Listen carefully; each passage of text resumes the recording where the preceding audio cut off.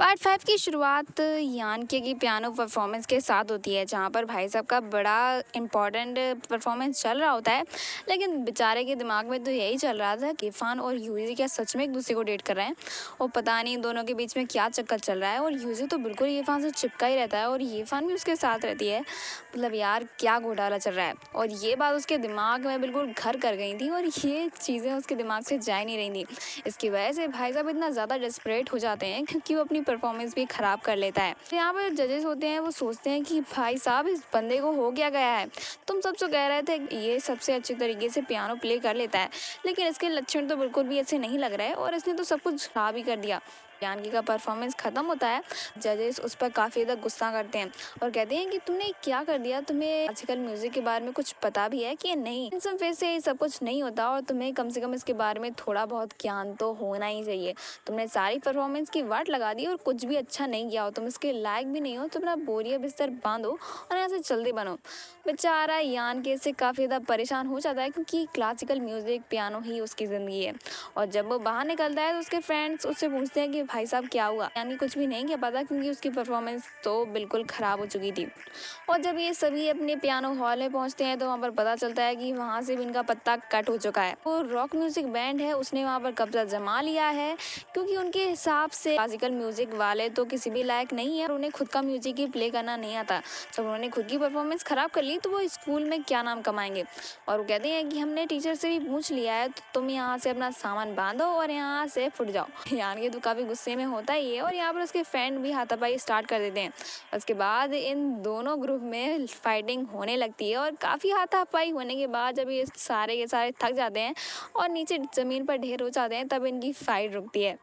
यहीं पे म्यूजिक को देखें तो वो अपनी लव स्टोरी में आगे बढ़ने की पूरी कोशिश कर रहा था। इरफान से मिलने के लिए उसके हॉस्टल के बाहर पहुंचता है और यहाँ पर उसकी मेट रहती है, उसे टीज करने लगती हैं और कहती हैं कि तुम्हारे पीछे तो इतने हैंडसम बंदे पड़े हैं यार, तुझे किस बात की चिंता, तेरी जिंदगी में तो मौज है। इरफान भाग कर नीचे आती है और वो यूजी से कहती है कि यहाँ से जल्दी से भाग जाओ, नहीं तुम्हारी खैर नहीं। तभी यूजी कहता है कि मेरे कन्फेशन का क्या, उसका तो जवाब दे दो। तभी इरफान कहती है कि तुम्हें पता है मैं यानगे को पसंद करती हूँ, तो तुम मेरे पीछे क्यों पड़े हो। इरफान को कॉल आता है और उसे पता चलता है कि यानगे की फाइट हो गई है और उसे काफ़ी चोटें आई हैं। इसके बाद इरफान की हालत ख़राब हो जाती है और यूजी उसी एन वक्त पर कहता है कि मैं तो हूँ ना, चलो मैं तुम्हारी हेल्प करता हूँ। उसके बाद उसे अपनी बाइक पर बिठाता है और उसे उसके मनचाहे स्पॉट पर पहुंचा देता है। और वो यानके को देखकर काफी ज्यादा परेशान होती है और जब यानके इरफान को दिखता है तो उसे दो पल की खुशी होती है, लेकिन उसकी खुशी में दुख का कांटा बनकर यूजे आ जाता है और यूजे को देखकर उसे काफी ज्यादा गुस्सा आ जाता है। इरफान को इग्नोर कर वहां से जाने लगता है और जब यूजे उसे रोकता है कि भाई साहब वो तुमसे मिलने के लिए आई है, कम से कम उससे बात तो कर लो। यानके उसके तरफ घूर कर देखता है और कहता है कि तो मेरी जिंदगी में भंग डालने के लिए आ गया और ऊपर से मुझे रोक भी रहा है। उसके बाद वो यूजी को धक्का देकर वहां से चला जाता है। इरफान से काफी ज्यादा परेशान हो जाती है कि यानके को ऐसा क्या हो गया। और तभी इरफान को सुबह फ्लावर्स आते हैं, उसे लगता है कि जरूर यानके ने भेजा होगा और उस फ्लावर में कुछ एड्रेस भी होता है और जब उस एड्रेस पे पहुंचती है तो उसे पता चलता है कि यूजे ने भेजा है और वो यूजे को देखकर वहां से भागने लगती है। तभी यूजे उसे बहाने मारता है और कहता है कि मेरा बर्थडे है, मेरे पास कोई फ्रेंड्स भी नहीं है सेलिब्रेट करने के लिए, मैं इतना ज्यादा दुखी हूँ। तभी इरफान कहती है कि फ्रेंड्स एक दूसरे की हेल्प करते हैं और मैं तो हूँ, मैं तुम्हारा बर्थडे सेलिब्रेट करूंगी। बाद यूजी का चांस लग जाता है और वो तो फ्लर्टिंग में वैसे ही माहिर होता है। वो उसे हॉर्स राइडिंग पर ले जाता है और वहाँ पर भी वो इरफान से चिपकने का कोई मौका नहीं छोड़ता। वो तो फुल रोमांटिक सीन बना ही देता है। उसके बाद ये दोनों लंच करने के लिए जाते हैं जहाँ पर उसे पता चलता है कि इरफान एक नंबर की भुक्कड़ है। और जब भाई साहब को लास्ट में टाइम मिलता है कि वो अपनी फीलिंग्स को फिर से शेयर कर सकें, तभी इरफान उससे क्लियर करती है और कहती है कि देखो यार, मैं यानकी को बिल्कुल ही डेस्परेटली बहुत ही ज़्यादा लाइक करती हूँ, तो तुम्हारा चांस ही नहीं लग सकता। तभी यूजुअल समझाता है कि तुम उस लड़के के लिए परेशान हो रही हो जो कि तुम्हें इग्नोर कर चला गया था। तो इरफान कहती है कुछ भी हो, प्यार तो अंधा होता है। तभी यानके का दिमाग भी सेट हो जाता है क्योंकि उसे इरफान का वॉइस मैसेज मिला था जो कि उसके टैडी में रिकॉर्ड हो गया था गलती से।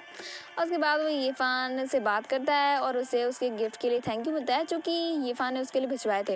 इसके बाद इन दोनों में बात होती है और यानके उसे सारी बात बताता है कि उसकी लड़ाई उन लड़कों से क्यों हुई। तभी इरफान कहती है कि मुझे बताओ, मैं उनको ठोक पीट कर राइड कर दूंगी। यहीं पर डिंग मिंग जब की फोटो स्टूडियो पर काम करने लगती है तो वहाँ पर उसे पता चलता है कि यूजे के आसपास तो बड़ी सारी लड़कियां हैं और वो बहुत सारी लड़कियों से फ्लर्ट करता है। तभी वो यीफान को अलर्ट करती है और कहती है कि उस लड़के से बिल्कुल दूर रहा कर यार, मुझे उसके लक्षण बिल्कुल भी पसंद नहीं है। यहीं पे यान के भाई अपना और दिमाग लगाते हैं और पूरी क्लास के सामने यीफान से कह देते हैं कि यीफान मुझे क्लास के बाहर मिलना। और इसके बाद क्लास में इन दोनों की लव स्टोरी की चर्चा होने लगती है कि क्या ये दोनों डेट कर रहे हैं और क्लासिकल म्यूजिक के कॉन्सर्ट में जाते हैं। लेकिन वहाँ पर यीफान सो जाती है, उसे थोड़ी ना इन सब चीजों में इंटरेस्ट है, बस यान के में इंटरेस्ट है और उसी के लिए वो ये सब कर रही है। यहाँ पर डिंगमिंग यूजे को पहचानने में लग जाती है कि आखिर ये बंदा है किस टाइप का।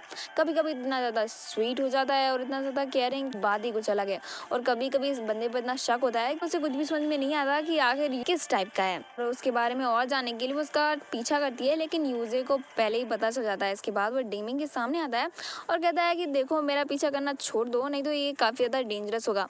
और कहता है कि तुम संभल कर रहना, नहीं तो मेरे प्यार में ही पड़ जाओ। डिंगमिंग उससे कहती है कि तुम पहले मेरी बात सुनो, मेरी बेस्ट फ्रेंड से दूर रहो, अगर उसको कुछ किया ना तो तुम्हारी तो खैर नहीं, मैं तुम्हारा मुंह तोड़ दूंगी।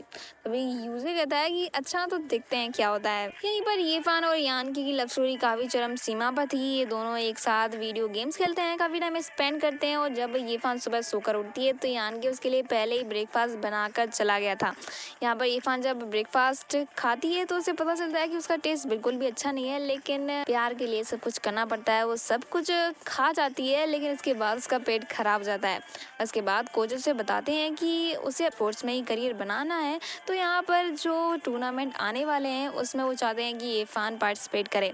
तभी यीफान इसके लिए मान जाती है क्योंकि उसे भी पता है कि उसे आखिर फ्यूचर में करना क्या है। यहीं पर यानकी को भी लगता है कि वो इतनी जल्दी अपने सपने पर गिव अप नहीं करने वाला। बाद वो शियाओसोंग के पास जाता है, उसके बाद उससे काफी प्यार से बात कर बाद उससे स्पेस मांगता है उसके जिम में, ताकि वो वहाँ पर प्रैक्टिस कर सके। शियाओसोंग भी अनएक्सपेक्टेडली उसे जगह दे देता है, यानकी उसे थैंक यू बोलता है और उसकी प्रैक्टिस उस जगह पर स्टार्ट हो जाती है। बारी आती है इन दोनों के बहुत ही इम्पोर्टेंट दिन की, जहाँ पर यीफान जेवलाइन थ्रो में पार्टिसिपेट करती है और लकीली वो जीत भी जाती है। और यहाँ पर यानकी अपनी क्लासिकल म्यूजिक की फिर से परफॉर्मेंस देता है जो कि ओरिजिनल वाली होती है। और यहाँ पर वो अपने क्लासिकल म्यूजिक में कुछ और भी इंटरेस्टिंग चीजें ऐड करता है। उसके बाद क्लासिकल म्यूजिक की खासियत और भी ज्यादा बढ़ जाती है और ये सब वहाँ पर बैठे ऑडियंस इंक्लूडिंग जजेस को भी काफी पसंद आता है।